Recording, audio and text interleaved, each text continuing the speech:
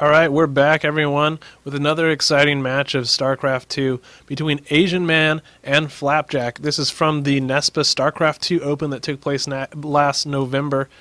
And without further ado, we're going to go ahead and get into this game. And as we do so, I'd like to give a big shout out to the sponsors for the event, Quick Tech Computers, that's tech with a Q. Check them out at quicktech.net. They make custom builds of gaming PCs. They also do repair and can answer all your tech questions about building computers and such. Great guys. They supplied the computers on which we played the event. Definitely check them out at quicktech.net. Also a big shout out to Greenfield's Pancake House, Da Vinci's Pizza, and Champions Fun Center for also supporting us and promoting amateur esports in the Midwest. Big shout out to those guys for just being really awesome to work with. And we can go into this match, which is on MLG Antigua Shipyard. This is from round 2 of the winner's bracket of the NESPA SC2 Open. And we have Azianman spawning as the pink Protoss down here in the bottom position, facing off against Flapjack as the orange Zerg in the cross position.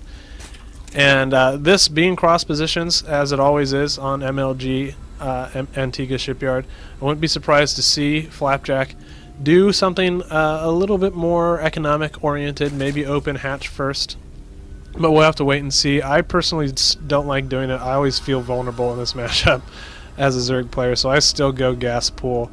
I like to be able to put on a little bit of pressure, poke around and such. Azianman going to go ahead and do the ever popular Forge Expand, and that's part of the reason why I like to go with the gas and then pool opener, as we see Flapjack doing. Just because when your opponent does go Forge Expand like this, it allows him to be able to put on cannon pressure at your natural.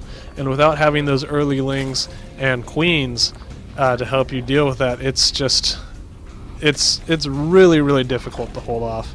I would say it's impossible, but I have seen several pro players doing it. But for me, I've never actually been able to hold it off effectively without the lings and queens out early. So I always go gas pool early. Now we're going to see Flapjack go in here and scout around, see exactly what's going on, be confident in the fact that he went gas pool to deal with this. And the Nexus going down right now for Azianman. So he's going to go ahead and get that before he's gateway or before any cannons or anything like that. So he's going straight up for a very economical opener right here. Flapjack having to do an extractor trick, having forgotten Overlord there for a moment. I was going to put him a little bit behind, not going to allow him to do any kind of ling run by aggression here or scouting even. Azianman going to go ahead and check the third, make sure there isn't any hidden expo going down, steal a few minerals, go back home. Or maybe he's just going to go ahead and put a secret pylon up here. I like that decision. If he chooses to do so, it would allow him to put pressure on his opponent when time comes. And they're going to lose this Overlord is Flapjack to this cannon. Maybe going to get it out in time.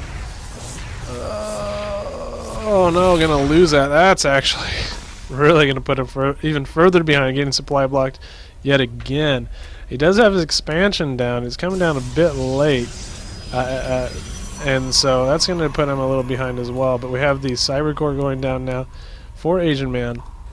Going to be a while before we see anything too crazy coming out of either player, probably. Flapjack at this point probably wants to think about taking a pretty quick third. He's still getting gas right now. Going to go ahead and get that layer fairly early. And so maybe going to do some sort of tech-oriented push to try to deal with the fast expansion from Azianman. I have seen a lot of players go for fast drops or fast nidus in the main to try to punish the fact that Protoss does not have hardly any units for quite a long time, and they're all typically at the ramp to their natural. So we'll see what he opts to do with that layer here in a moment. He's going to go ahead and poke out with a couple lings, take the watchtower, poke around at the front so he can see if anything comes out to push him, and go ahead and transfer some of those workers over into the natural. In the meantime, still workers being made predominantly for Azianman, getting sentries out to be able to hold off any kind of pressure here at the front, opting for a quick +1 attack upgrade on the Forge. I like that decision. You're going to get that Forge early anyway with this build. Might as well put it to some use, and that +1 attack does let Zealots two-shot Zerglings instead of 3-shot, and is a very, very important upgrade in the early game. So allow him to maybe put some pressure on as soon as that finishes. May even opt for +2 or 1-1 before he goes, which is pretty common. Do a 6 or 7 gate timing. In the meantime, Flapjack getting his bases saturated. Haven't really seen this lair do much. There's the Spire. So he's taking a bunch of gas right now, getting the Spire down. He needs to probably take the gas at his natural if he wants to make any substantial number of mutas. Now we do see a Twilight Council going down now for Azianman. That's going to allow him to get +2 attack if he chooses to do so. Also allow him to get blink or charge. And so I'm kind of curious to see what his transition will be.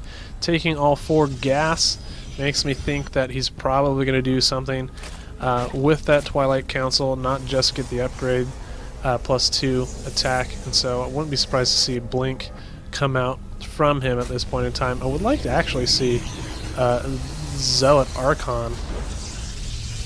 Might be a bit early for that, I guess. Here we see more gateways going down. Does look like we're going to see a timing attack of some sort, probably 1-1 or 2-0 timing, just like I said earlier. Do have Flapjack still waiting for that Spire to finish before he tries to put any pressure on himself. There's the blink. So we're going to see a blink stalker push. Actually is a very good decision. If he can get vision into the main, it can be even more annoying because he can blink up into the main and poke around there and then blink out when need be. I'm going to go ahead for +2 on that Forge. Also like that decision and allow him to be able to focus things down quicker with this very, very mobile harassment kind of based blink stalker army. Macro hatch going down right now for Flapjack, taking the gas in his natural, getting a few mutas out right now. Looking at the economy, worker count's pretty even right now. Gas actually just now getting even, but was favoring Azianman there for a while. We do have blink about finished. Wouldn't be surprised to see push out. Oh, he's going to go ahead and push out with blink and not even wait for +2. Which is fine. We see a minor skirmish here at the watchtower. The Zealot getting picked off early. These Ling's going to be forced away as he sees all these blink stalkers coming in to do some pressure. This forward pylon allowing more stalkers to be warped in right away. I don't think he quite knows that blink is finished just yet. I believe it's going to be revealed here in a moment. These Ling's not going to be able to do anything really, and there's the blink. Blinking forward, pick off these spine crawlers, pick off some Ovies. Only mutas really to deal with it, and that puts Flapjack in a really, really, really tough place.